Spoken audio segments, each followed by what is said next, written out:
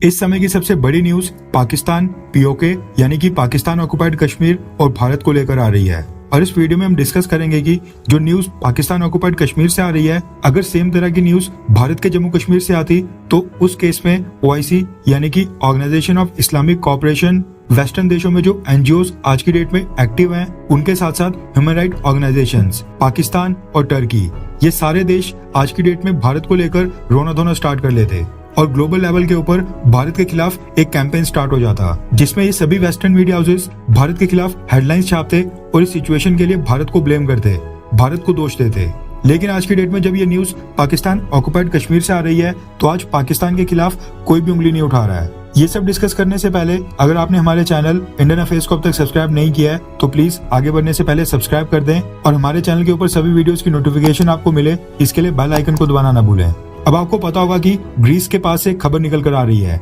Greece के तट से 80 किलोमीटर दूर समुद्र में एक बोट वहां पर डूब गई थी। अब ये जो बोट ग्रीस की ओर जा रही थी, इसमें लगभग 500 से 700 इलीगल इमिग्रेंट्स लीबिया से आए थे और ये यूरोपियन यूनियन में एंटर होने के लिए जा रहे थे। अब ये जो बोट ग्रीस के पास डूबी है, इसमें लगभग 300 पाकिस्तानी थे, यानी आधे से ज्यादा संख्या इस बोट में सवार लोगों की पाकिस्तानी थी। इस तरह की रिपोर्ट्स पहले भी देखने को मिली हैं कि एशिया, अफ्रीका और मिडिल ईस्ट, इन सब देशों से कई सारे लोग एक साथ लीबिया में इकट्ठे होते हैं और वहां से इलीगली ग्रीस के थ्रू यूरोपियन यूनियन में एंटर होने की कोशिश करते हैं। आमतौर पर ये लोग क्या करते हैं कि कुछ पैसे इकट्ठे करके एक सेकंड हैंड बोट लेते हैं जिसकी कंडीशन बहुत ही खस्ता होती है। कई बार तो इस तरह की बोट्स इनको समुद्र पार ग्रीस या फिर इटली के तट के ऊपर पहुंचा देती है, लेकिन कई बार इनका बीच में ही एक्सीडेंट हो जाता है या फिर ये बोट्स बीच समुद्र में ही टूट जाती हैं, जिसके कारण कई सारे लोग पहले भी मारे जा चुके हैं और इस तरह के एक्सीडेंट में कई सारे इलीगल इमिग्रेंट्स पहले भी मर चुके हैं। अब ये जो बोट लीबिया से ग्रीस की ओर जा रही थी, इसमें लगभग 300 पाकिस्तानी सवार थे और ये बोट ग्रीक के तट से 80 किलोमीटर दूर डूब गई थी। अब इस घटना के बारे में बताया जा रहा है कि जो 300 पाकिस्तानी लोग इस बोट में डूबने के कारण मर गए हैं, उनमें से लगभग 135 विक्टिम्स पाकिस्तान ऑक्युपाइड कश्मीर से थे और ये जो 400 से 750 के बीच लोगों की संख्या बताई जा रही है, इनमें से लगभग 104 लोग इस एक्सीडेंट में सर्वाइव कर पाए हैं, जिनको ग्रीस के तट के पास सुरक्षित ले जाया गया था। इसके अलावा जो भी बाकी के लोग इस बोट के ऊपर सवार थे, उनकी बॉडीज भी नहीं मिल पा रही हैं, क्योंकि मेडिटेरेनियन सी के जिस हिस्से में ये बोट वहां पर डूबी है वो काफी गहरा है और अभी तक ग्रीस कोस्ट गार्ड ने केवल 78 बॉडीज ही रिकवर कर पाई हैं। इसके साथ ही खबर ये भी निकल कर आ रही है कि जो इस घटना में 104 सर्वाइवर्स थे, यानी जिन लोगों को वहां से सुरक्षित तट के ऊपर ले जाया गया, उनमें से एक भी छोटा बच्चा या फिर महिला नहीं थी। अब होता क्या है कि जब भी इस तरह का एक्सीडेंट होता है तो आमतौर पर सभी लोग पैनिक कर जाते हैं और एक दूसरे के ऊपर चढ़कर अपने आप को बचाने की कोशिश करते हैं। तो ऑब्वियस ही बात है कि महिलाएं और बच्चे अपने आप को बचा नहीं पाए होंगे।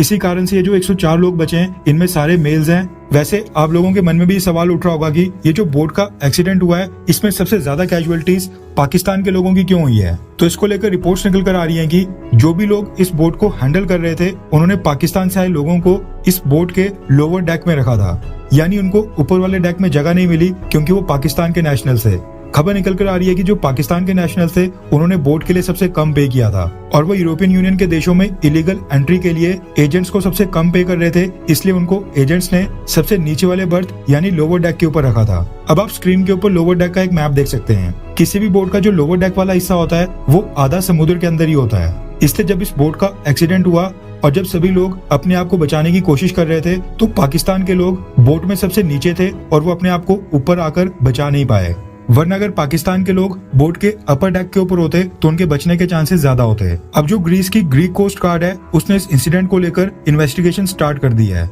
और ये जो 104 सर्वाइवर्स इस पूरे एक्सीडेंट में बचे हैं, इनको भी ग्रीक कोस्ट गार्ड नहीं बचाया था, वरना ये 104 सर्वाइवर्स भी नहीं बचते और ये लोग भी मारे जाते। अब आपने एक चीज नोट की होगी कि इस पूरी घटना में सबसे ज्यादा पाकिस्तानी थे, कुल 300 लोग जिनकी मौत हो गई है। लेकिन इसके साथ ही एक और चीज नोट करने वाली है कि ये जो 300 पाकिस्तानी इस एक्सीडेंट में मारे गए हैं, इनमें से 45% यानी 135 पाकिस्तान ऑक्युपाइड कश्मीर से थे। अब ये दर्शाता है कि कश्मीर के लोग, जो कश्मीर की यूथ है, वो पाकिस्तान की सरकार से किस कदर बिल्कुल तंग आ गई है और वो पाकिस्तान छोड़कर दुनिया के किसी भी देश में जाना चाहते हैं। मसला ये है कि पीओके के अंदर ना ही जॉब्स हैं, ना ही वहाँ पर कॉलेजेस या फिर यूनिवर्सिटीज हैं। जहाँ पर पीओके के लोग, पीओके की यूथ हाई स्टैंडर्ड की एजुकेशन या फिर क्वालिफिकेशन हासिल कर सके। इस वजह से पीओके का लिटरेसी रेट भी काफी कम है और पीओके की मैक्सिमम यूथ ना तो ग्रेजुएट है ना ही पोस्ट ग्रेजुएट। इसलिए पाकिस्तान ऑक्युपाइड कश्मीर की यूथ को इलीगली इन तरह की बोट्स के ऊपर चढ़कर चोरी छुपे यूरोपियन यूनियन के देशों में वहाँ पर इलीगल इमिग्रेंट बनकर जाना पड़ रहा है। अब ये चीज दर्शाता है यहाँ पर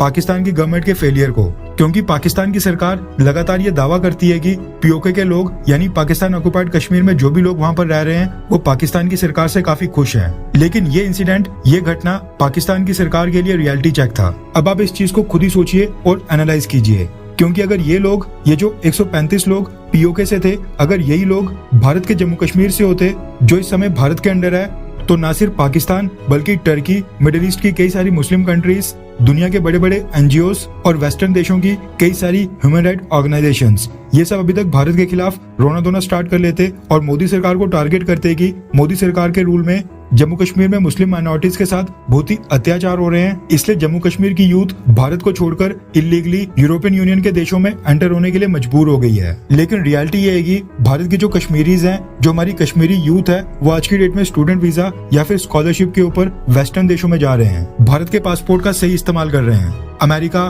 कनाडा, यूके, फ्रांस, इन सब देशों में जाकर वहाँ पर बहुत ही हाई पेइंग जॉब्स कर रहे हैं। जबकि पाकिस्तान ऑक्युपाइड कश्मीर की यूथ आज की डेट में वेस्टर्न कंट्रीज में इलीगली, वो भी बोट्स के ऊपर एंटर होने के लिए मजबूर हो गई है।